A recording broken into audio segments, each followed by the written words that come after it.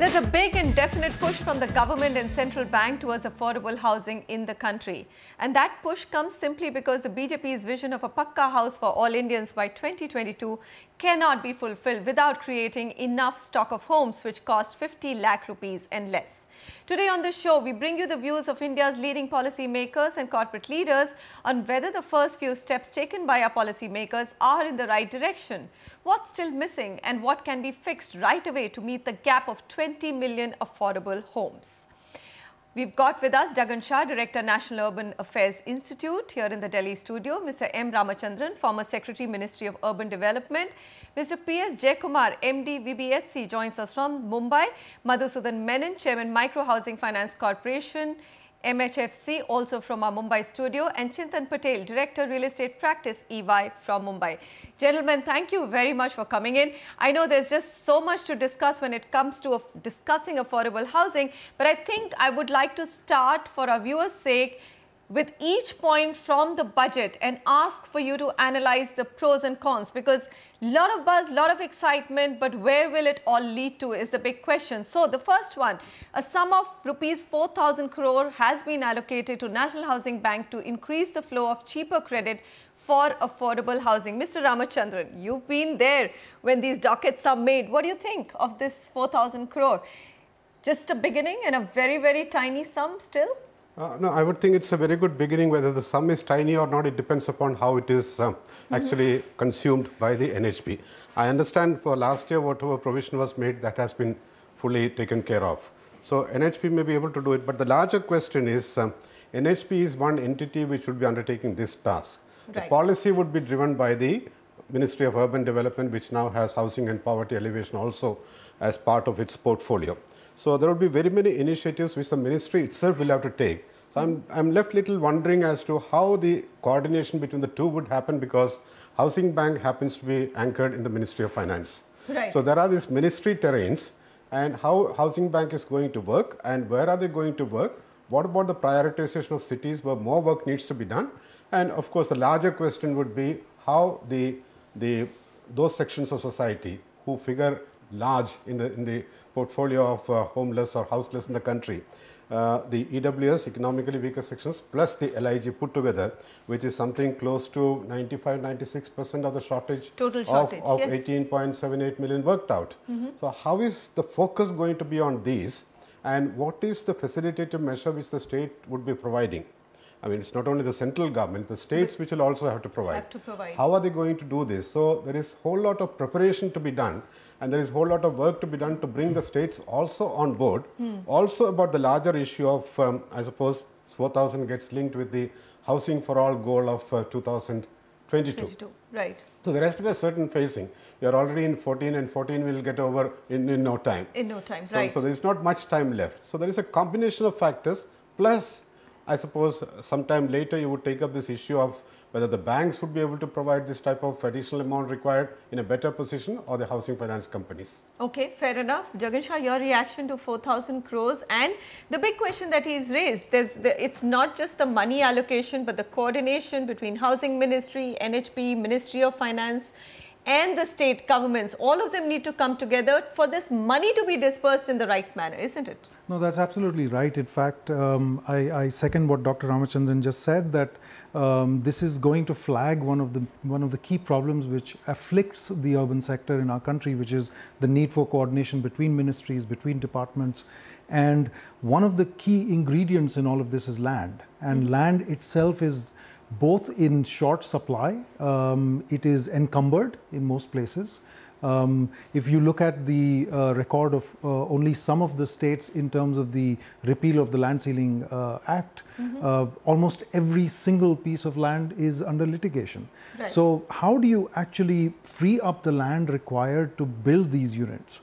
And if you go down the way of actually looking at in situ rehabilitation of slums, where a lot of your so-called beneficiary, your target population is actually residing, then that in itself is another Pandora's box, which opens up many issues to do with coordination, legal issues and so on. So it will require, in the kind of short time frame that we are looking at, if by the 75th anniversary of our independence we have to provide housing for all, then it requires a massive effort, not just from the banks themselves, but from every single functioning organ, so to speak, of the government to make this happen. We have to look at transportation issues, we have to look at livelihood issues, you have to look at connectivities with sanitation, water supply. It's an enormous task. It's an enormous task. Yeah. All right. So let me come to you, Mr. Jayakumar. What do you think? I mean, the budget provisions as a whole, there also seems to be something interesting for developers now, which is opening up of FDI. At least there is an intention to do that by exempting minimum built-up area and capital requirements to avail FDI for projects that commit at least 30% of its area for low-cost affordable housing. What do you make of that provision? Manisha, is like this. For the last 4 years, I've been walking down the corridors of Delhi trying to get this FDI regulation changed. And to me, it's a matter of immense satisfaction in the first budget. The finance minister has addressed this quite unequivocally. I think it's going to open up a fair amount of funding from impact funds, from development financial institutions, and from the traditional private equity firms. So you're really in a sense, positive that foreign money will flow in? You're fairly positive, Mr. Jayakumar?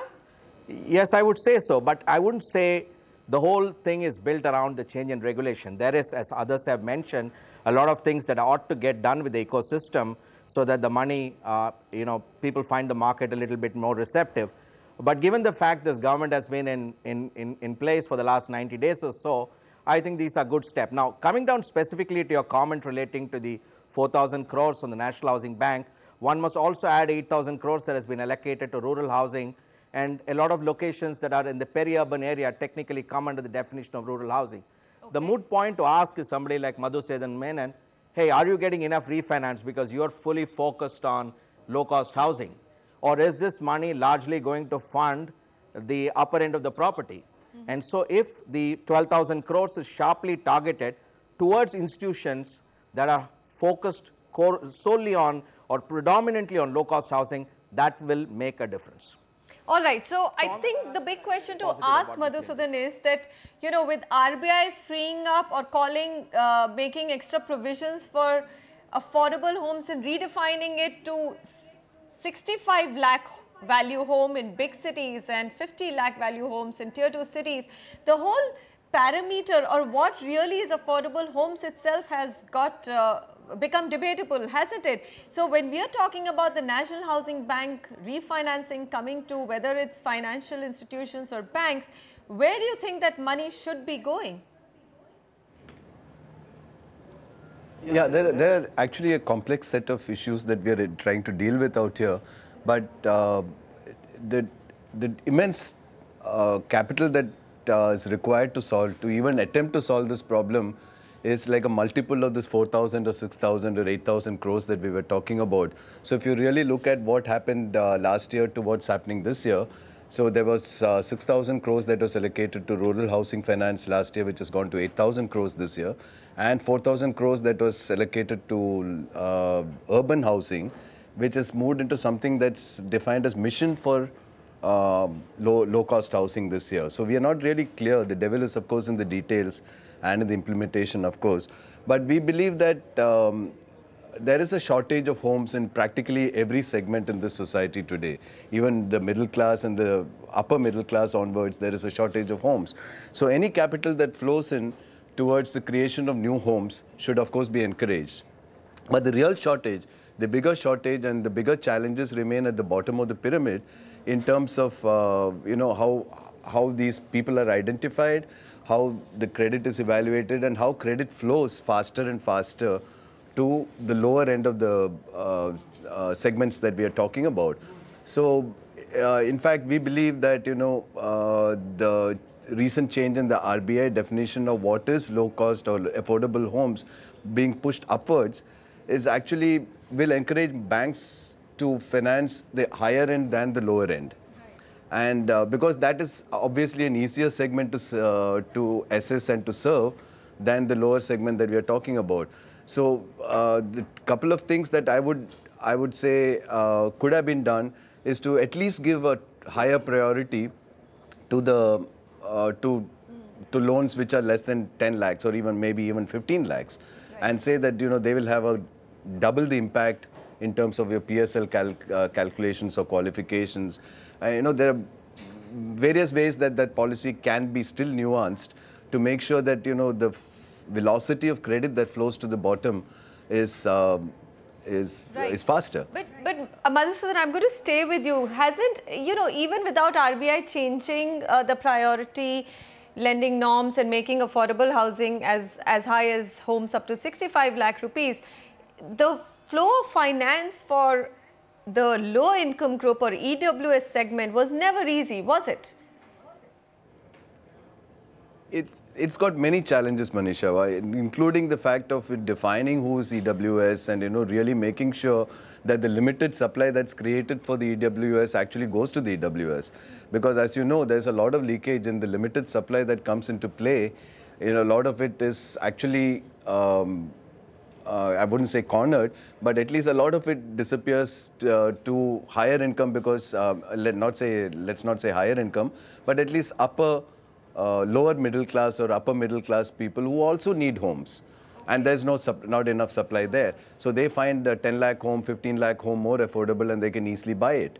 Okay. Whereas the lower income people who need it are kind of, I think, probably self-excluding themselves from accessing the credit, and anyway it's not freely available to them. All right, so we'll come to that. We'll segment the market a little bit later and then look at the problems of each of these. I mean, whether it's sub 15 lakhs, then 15 to 30, and then above 30, going right up to 65 lakhs. Chintan, so your comment on the kind of monies which this budget has allocated to what is termed as affordable housing, and your own summary of whether just taking away the capitalization requirements for affordable housing and freeing up FDI will have an impact or not? Sure. From I think the amount, while as Madhusudan also said, the amount 4,000, 6,000, 8,000 crore, you can put that. I think the important part is to see that there is a start. Right? Affordable housing is the need of the hour. And today where we stand, if we look at the shortage, which is close to 19 million as what was there in 2012 numbers, and 90% of that sits in the bottom of the pyramid, which is EWS LIG. So the government at least looking at that and starting to allocate money is important. So that's really the first piece of it. The second leg is the FDI, opening up of the FDI. Like Mr. Jaikumar said, FDI is also an important thing. They've said that from 50,000 square meters, which was the requirement for traditional housing, for affordable housing, that can go down to 20,000 square meters. And for developments where 30% of the area is dedicated for affordable housing, all those restrictions do not apply, is a big step.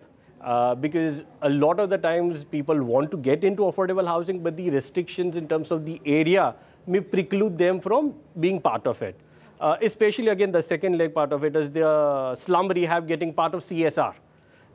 Given the new law that is making a certain percentage prerequisite for companies to invest into CSR, and adding slum rehab to that is a big push, especially for cities like Mumbai, where a larger portion of new development will come in form of CSR. So when we look at the initiatives of opening up of FDI, CSR, the National Housing Bank, all of that is a definite move in the right direction, and hopefully that should improve the housing, especially given that urbanization is going up and up with every passing day. All right, so we're going to come back in just a moment. I think we've got a thumbs up mostly for all of these budget provisions. What we really need to examine after a short break is what are the challenges. So yes, it's a big start, it's a good start, but then there's a huge gap, as Dr. Ramachandran also pointed out, and other panelists have also raised questions of finally for that stock of affordable housing to be created. We'll also dissect and of course divide affordable housing into those meant for low economic group and EWS or economically weaker segments, and the ones which are for low middle income and middle India. We'll be back. We're looking at affordable housing and of course the vision to create Pakka housing for every Indian by 2022.